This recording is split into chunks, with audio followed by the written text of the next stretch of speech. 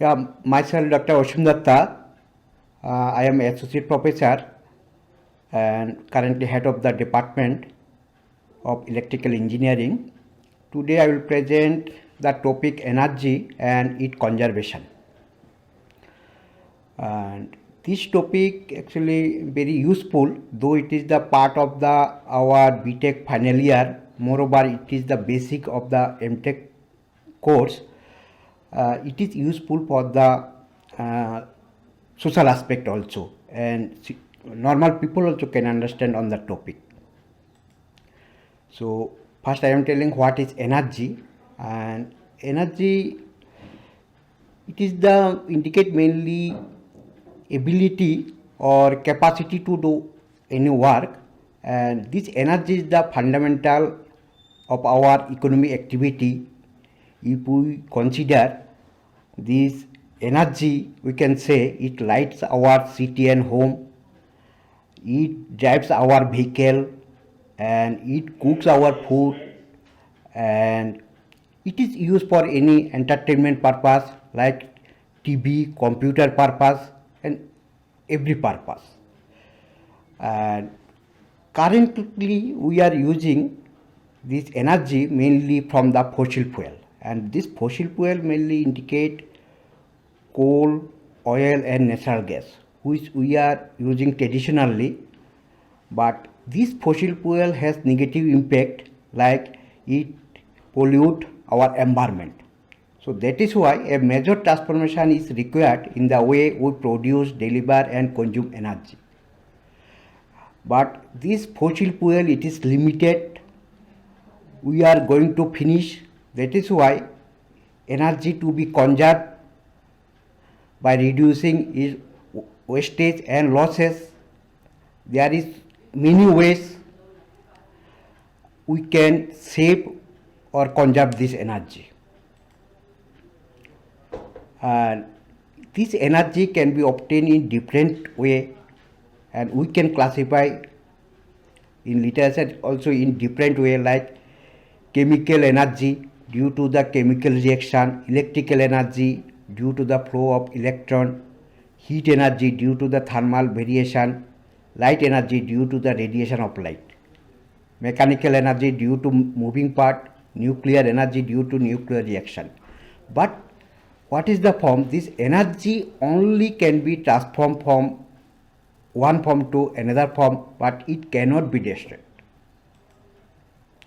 So different way, based on different aspect, we classify this energy.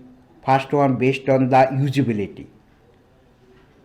It is the primary sources, basically from where we get the energy, like coal, crude oil, sunlight, wind. Secondary resources means secondary resources, this energy come from the conversion from the primary resources like electricity, thermal, hydrogen energy, etc. Moreover, base of the traditional use. Traditional use, we can say conventional. Conventional means we are accustomed to use this. Already we are using fossil fuel, large hydro, and in some advanced countries nuclear energy also. And non-conventional means it is we are not using in the scale, but it is possible to use, and nowadays we are giving the focus to utilize this energy like solar energy, wind energy, biomass energy. It is mainly renewable also, we can say. Based on the long term availability, again we can classify like non-renewable. Non-renewable means it will be finished, it is not the endless, like fossil fuel. One day fossil fuel can finish whatever the reserve is available. Similarly, uranium also, uranium reserve also limited, one day it will be finished. Renewable means it will not be finished, it cannot be finished, like wind energy, solar energy, hydro energy. It is always will be available, that is why it is renewable. Okay, now some scenario I am giving on energy consumption in world and our country.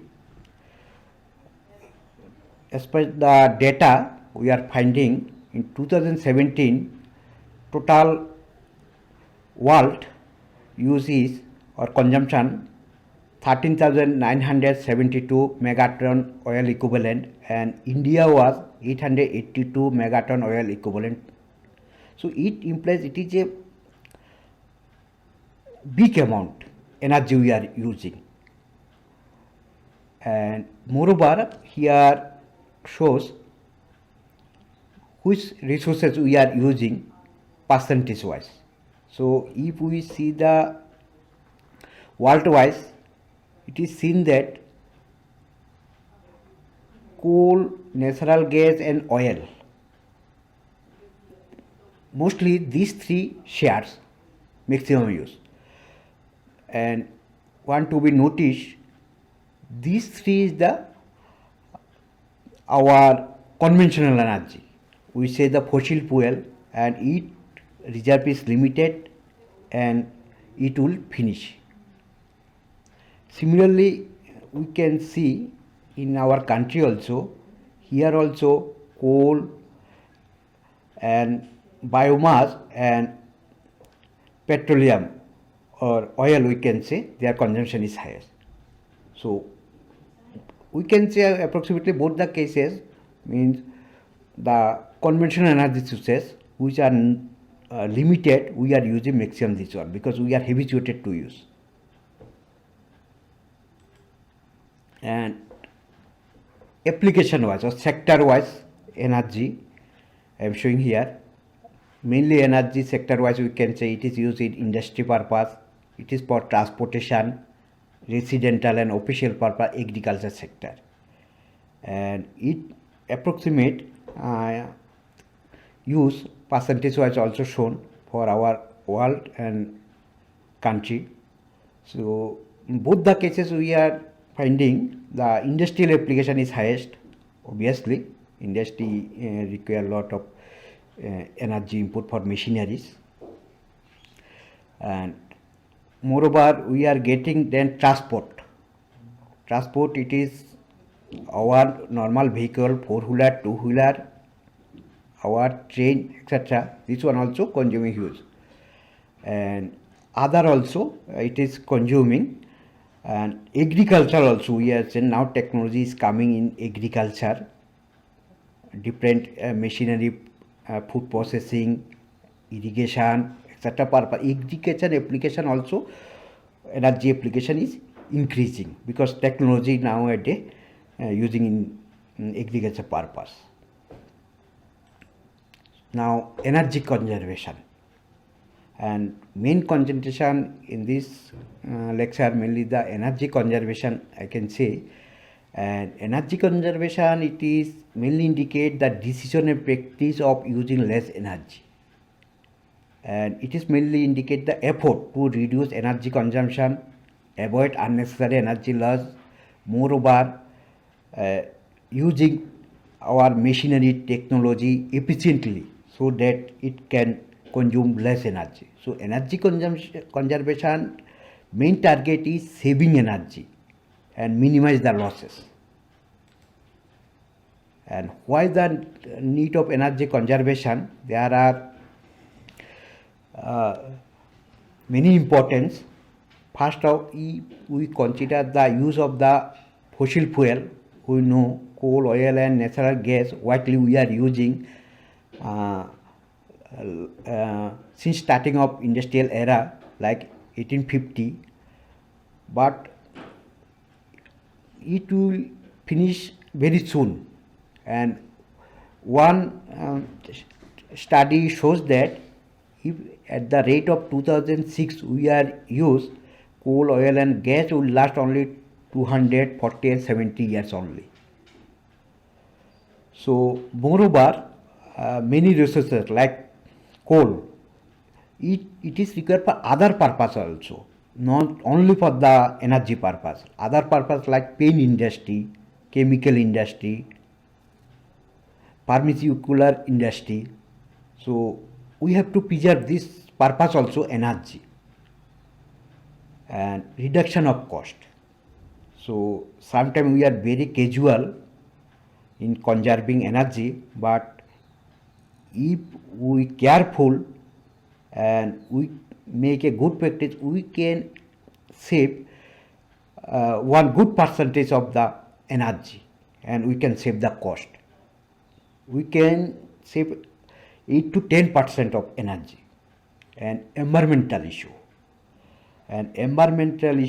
another important thing in the sense, uh, this energy consumption, coal, oil, natural gases, it is pollute the environment. Different oxide gets emitting when it is consumed. So if we reduce the energy use, this pollution will be less. Moreover, carbon dioxide, which are coming from the burning of the fossil fuel, is the main cause of global warming. Everyone, I think, know our temperature, Earth globe temperature is increasing. And company profit, another thing. So obviously people are very conscious against business, and always it is in that people are mainly giving attention to their like raw materials, development, uh, production improvement, etc. Ultimately target is making profit, but less concentration is giving in energy saving. If energy can be saved, there can be generation of revenue. Ultimately this lead the profit of the business or industry. And increase energy demand, we know our population day by day increasing. Moreover, our standard of living also increasing, and both require the energy. And year by year our energy demand increasing, and from a study it is indicate that the way we are using the energy or increasing our energy use, within 2035 our energy use will be 90% more. Now some energy saving tips I am discussing, and it will be useful for social respect also, social value also. And many things we know, but sometimes we are casual. If we can make practice, obviously we can save lot of energy and energy cost. So for domestic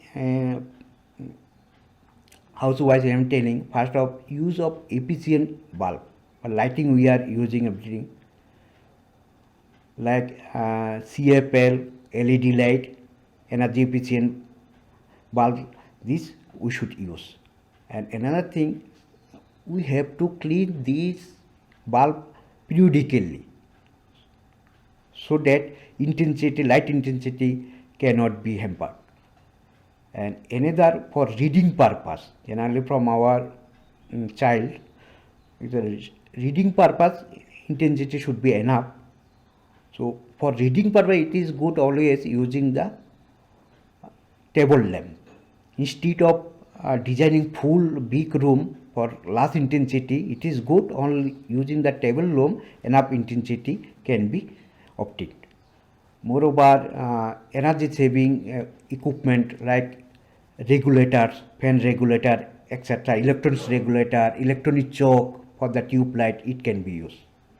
And air conditioner, etc., also unnecessary should not on. Moreover, whenever air conditioner is on, the room curtain should be closed. And another is we have to use, we have to increase or maximum use of the daylight. And our actually room also should be designed such that, so big window in the east side and west side, then we can get daylight, enough daylight, and we can save lot of energy. Moreover, some other uses also our daily use in our lifestyle, like ironing. Ironing consumes huge energy, so it is good adopting large scale ironing and avoiding one and two cloth daily. Washing machine should be used in full capacity, and it is better avoiding dryer in washing machine. If day is clean, from naturally we can make dry. And energy efficient pump, automatic water level indicator, and we have to decide appropriate size of the pipe of the pumping. Moreover, capacitor also we should be periodically replaced to improve the power factor. And another energy conservation tips in the kitchen. If housewives want, they can save up to 30% of the fuel. So here some tips I am discussing. First of all, before starting the cooking, we have to make a plan. What will be different item will be cooked, and all ingredients should be ready. Then only cooking start, so that number of times it cannot be off on our stove. And using pressure cooker is always good, and experiments show that it saves 20% fuel on rice, 46% in soaked gram dal, and 41% on meat. Moreover, in separator in pressure cooker can be used. This also energy fuel efficient. And use optimum quality of water. Since water is extremely used in cooking, one should remember that the surplus water always consume more fuel. And another, reduce flame when boiling start. And actually, whenever we boil something in vessel, once boiling started, then we can reduce the flame, and in this case energy saving. If we use more fuel also, it causes further evaporation of the liquid without saving any without serving any useful purpose. And another tip, soak before cooking. Means rice, dal, etc. before starting the cooking, it should be soaked. Means it should be wet in a vessel sometimes. So it saves fuel. And white vessel and lid to save the fuel. If we cover all the flame, whatever is coming from the stove, it is the effective use. If we finding a flame is going side, means it is the wasting. That is why always it is better using broad bottom vessel, and moreover using the lid. Using the lid will cause the boil fast.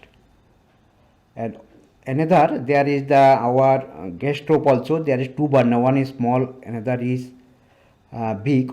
It is better to use in the small always. But in the small, time requires more. If there is enough time, always cooking in the small burner is good. Moreover, a clean burner always help to save the fuel.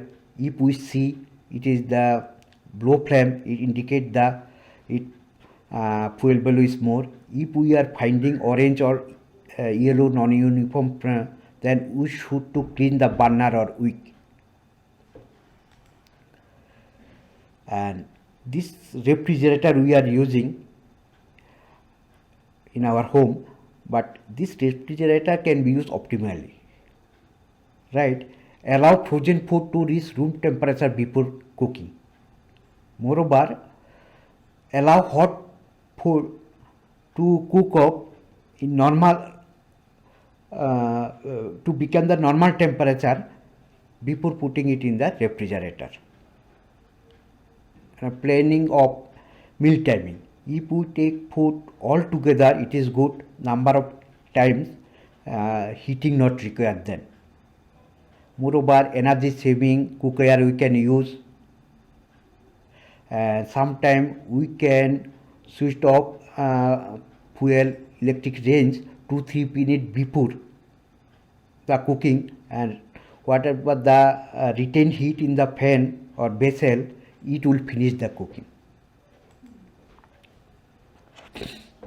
Now I am discussing energy conservation tips in driving. So many things we know, but I am refreshing again. Maybe some new point also I am including here. Do not use chalk unless necessary. When chalk is used, put it off as soon as engine is warm up. Never raise engine when clutch fully when changing the gear. Always start in first gear and run up to maximum 10 km per hour before changing the gear.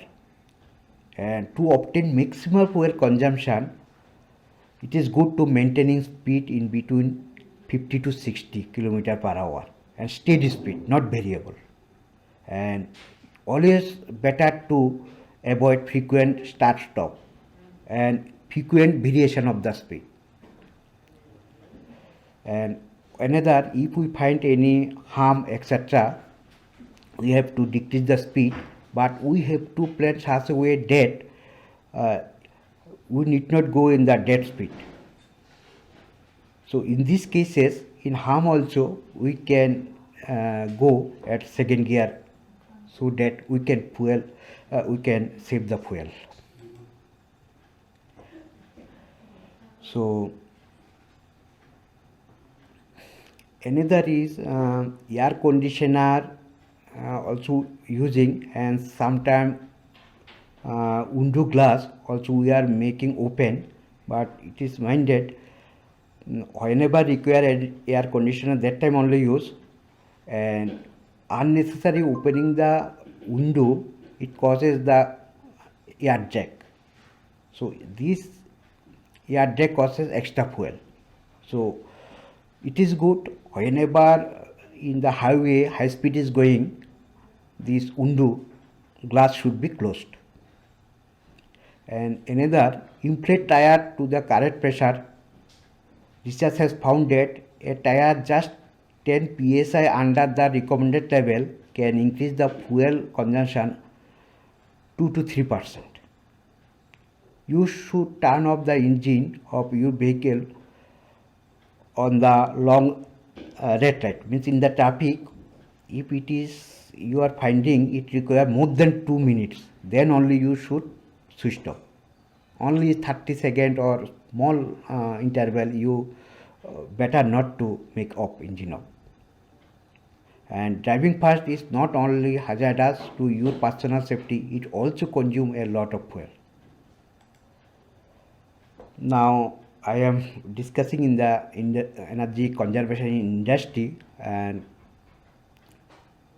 I shown you energy consumption share is maximum in the industry, and in industry we can save lot of energy, but in general way we cannot recommend any tips, because there are different type of industry, and obviously this consumption strategy will vary industry to industry.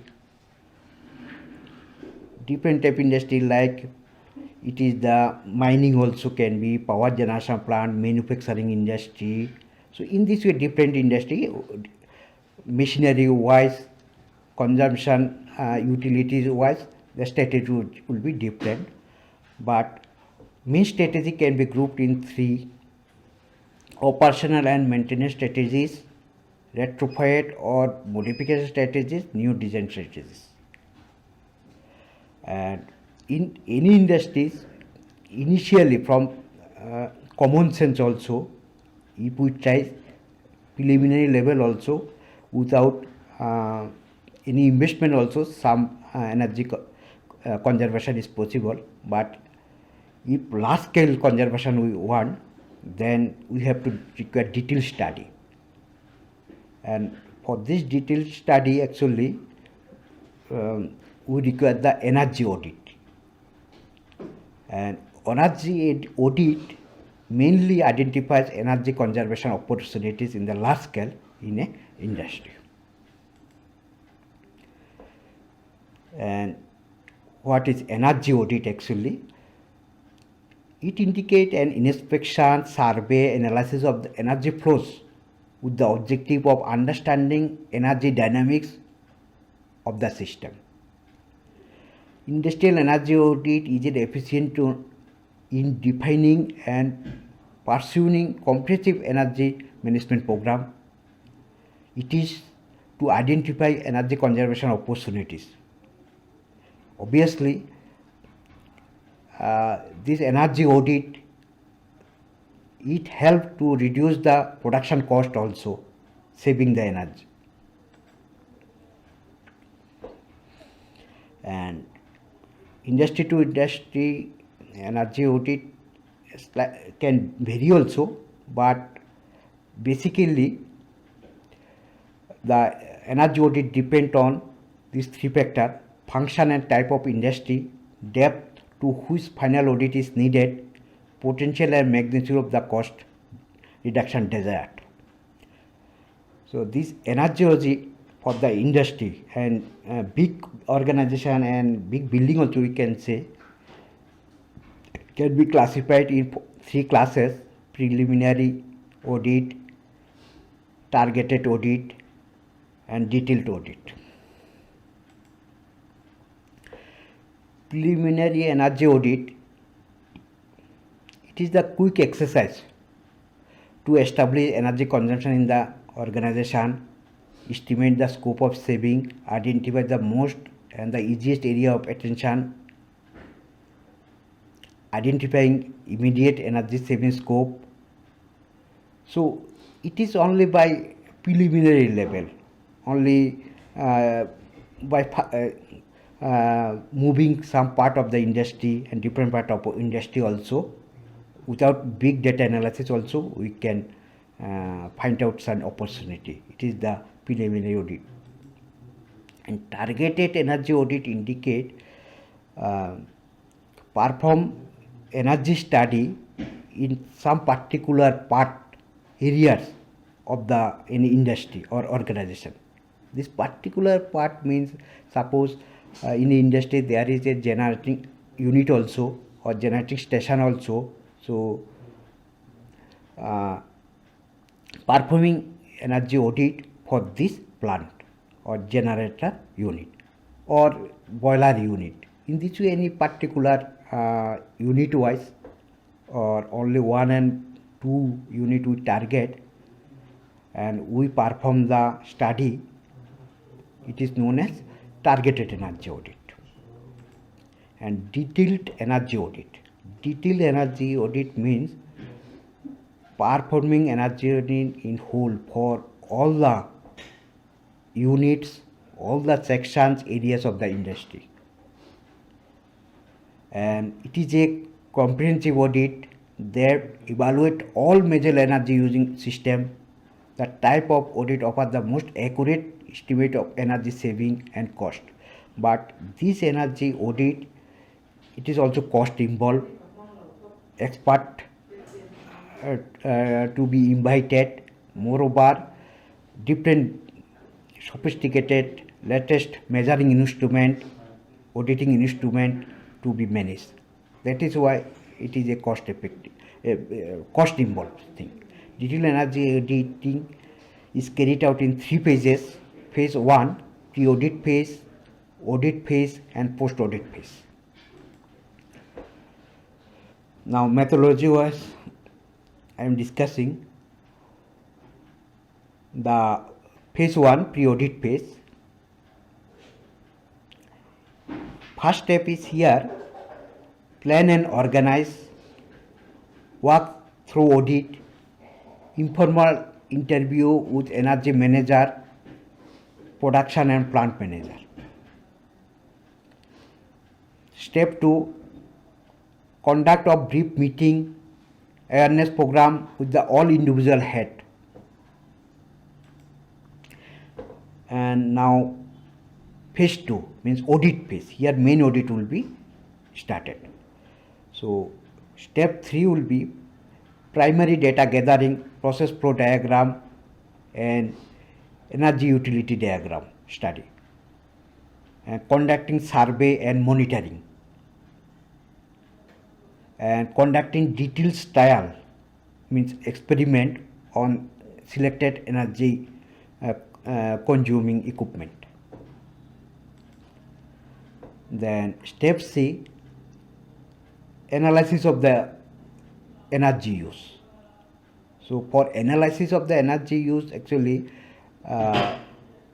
periodic consumption data, design data, this also have to see. And step 7 is identification and development of energy conservation opportunity. So here actually all the energy flow diagram, consumption pattern, moreover different manual we have to study, we have to trial, and we have to find out the all opportunities of the energy conservation. And then cost benefit analysis.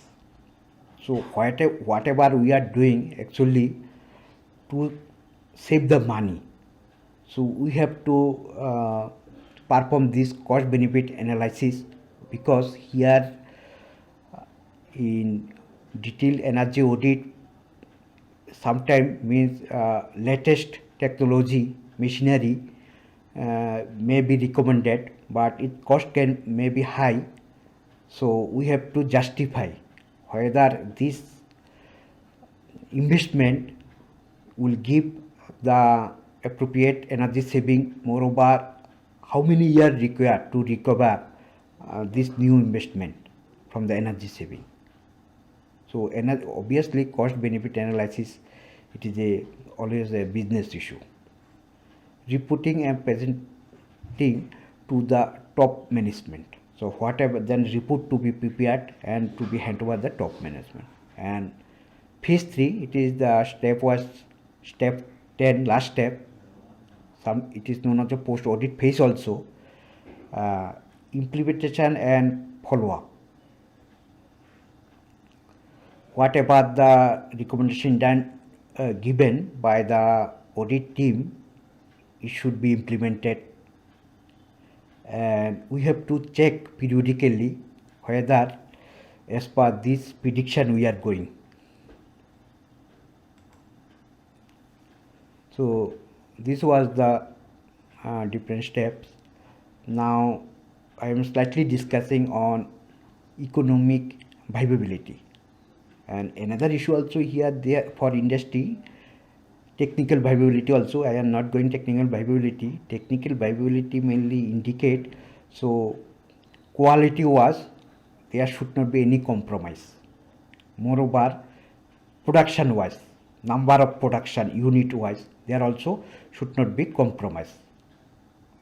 We have to think this thing whenever energy conservation wise new investment we are doing, or any change in the machinery we are doing. Okay, and another is economic viability. So economic viability often becomes the key parameter for the management acceptance. The economic analysis can be conducted by using a variety of methods, means cost analysis method like payback method, internal rate of return method, net present value method, etc. So if we consider in any plant or industry, so this money involved matter can be classified in this way. First is investment. In investment involve equipment, civil work, instrument or additional accessories. And then annual operating cost of capital, maintenance, manpower, energy cost, depreciation, etc. And third page, it is the annual saving. Not only electrical energy saving, sometimes for efficient use there is saving in the raw material, thermal energy, and in the waste disposal also. So from there actually we have to check economic viability. So if we consider annual operating cost and annual saving is annual matter, so net saving will be total annual saving minus the annual operating cost. So this one the net annual saving. Then we can calculate the payback period dividing investment by the net saving. So year wise net saving, if consider, it will come in yearly number of year required for the payback. If we want month, then into 12. So in this way economic viability can be checked. So obviously energy conservation has emerged a major policy objective, and Energy Conservation Act 2001 was passed by our Indian Parliament in September 2001. The Act requires large energy consumer to adhere to energy consumption norms, new buildings to follow the Energy Conservation Building Code, and appliances to meet energy performance standard and to display energy consumption levels. Energy need to be conserved not only to cut costs but also to preserve the resources for longer use. And at the end I can say energy conservation we can make a habit, and if we make this habit we can save from every family. If every family save all together in the country, large family, it generally giving a huge family. Moreover, we can say huge saving of our fuel, which are very valuable, and we should think from our next generation also. We should conserve them. Thank you. Thank you.